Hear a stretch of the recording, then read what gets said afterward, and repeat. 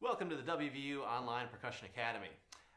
In this set of videos, we're going to be looking at a variety of world percussion techniques and concepts that really help your playing in a variety of settings. To start off with, we'll really look at the concept of audiation and rhythmic internalization. And to do this, while it sounds really complicated, it's really quite easy once we look at a variety of music. So what we'll start today with is we'll start with a very simple instrument. This is a gongkogui from Ghana. Ghana is, if we think about the other videos, over here on the coast of West Africa. So this is roughly the shape of Africa. Ghana's over here on the west coast. This is an iron bell. And it serves a very important function in a lot of Ghanaian music. It serves what's called the timeline function. In a lot of African music, there's no conductor, so there's no one giving cues of telling people when to start and stop playing. It just, the bell is what's indicated. So if the bell starts playing, the music doesn't stop until the bell stops. So lots of times, you know, the event could be 3, 4, 5, 6 hours, who knows. If the bell keeps playing, everyone else keeps playing.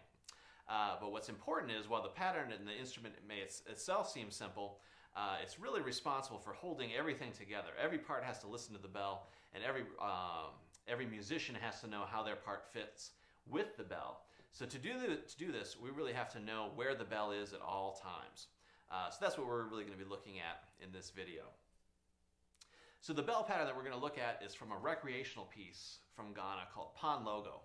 Pan Logo is a fairly new piece in Ghana. It was written around the time of Ghana's independence in 1957. And it was seen as a youthful new dance for a new nation. So the bell part, or the repeated ostinato or timeline that we're going to have for Pan Logo, you may have heard it before. Some refer to it as a 3/2 son clave.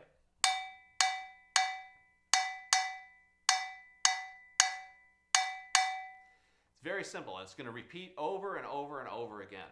So again, just using the high note or the high bell.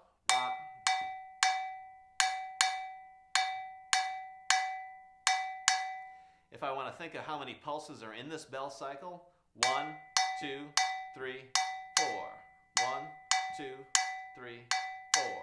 1, 2, 3, 4. 1, 2, 3, 4. So we have this 4-beat cycle that happens over and over again. Well, you think, well, why, if that's just timekeeping, why don't we just play? The problem there is we don't know when the phrase begins. Because of the syncopation in the bell, we give a very clear idea of when that pattern recycles. So if I were to add the low bell, 1.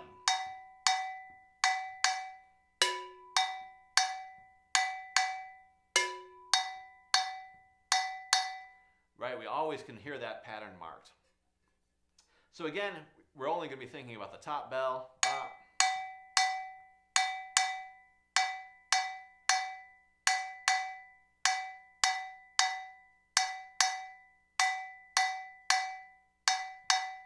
Always repeating over and over and over again. If we move to the next instrument of our timeline, we have the ahatse, or gourd rattle. The ahatse is a dried gourd and with a net around the outside. And it's either use a bead, or these happen to be seashells on there. That way we have a very loud rattle sound. While the bell is important to keep everybody together, the rattle kind of fills out that sound. It's going to be played holding the end of the rattle with your dominant hand. You're going to play it on your leg and use our non-dominant hand to fill in. So in this case, I'm going to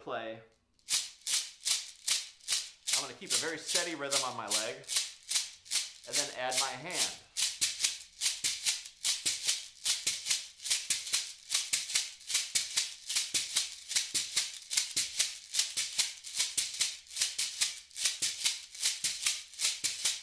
To get that rhythm. Now, the important part of this concept that we're going to be talking about in terms of internalization is being able to speak one rhythm while we play another rhythm. So in this case, we want to think about where that bell is. Ba, ba, ba,